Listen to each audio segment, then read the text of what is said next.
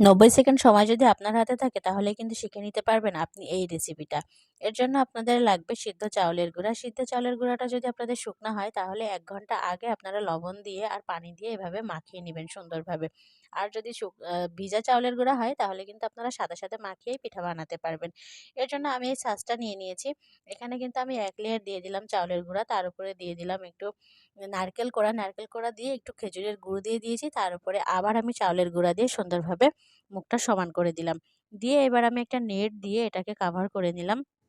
আর এখানে আমি যে সেটআপটা বসিয়েছি এটা কিন্তু প্রেশার কুকারের মুখের উপরে আমি বসিয়েছি। প্রেশার কুকারের উপরের যে ঢাকনির উপরে যে ভারী যে জিনিসটা থাকে ওইটা আমি খুলে নিয়েছি। ওখানে আমি এটা বসিয়ে দিয়েছি।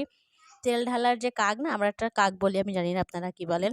তো এটা এর উপরে বসিয়ে নিয়েছি আর একটু আটা গুলে আমি এর গোড়ার দিকটা সুন্দর করে সেট করে নিয়েছি। ভিতরের রাবারটাও খুলে নিয়েছি যাতে ভাপটা একটু কম থাকে তো এভাবে আমি সুন্দর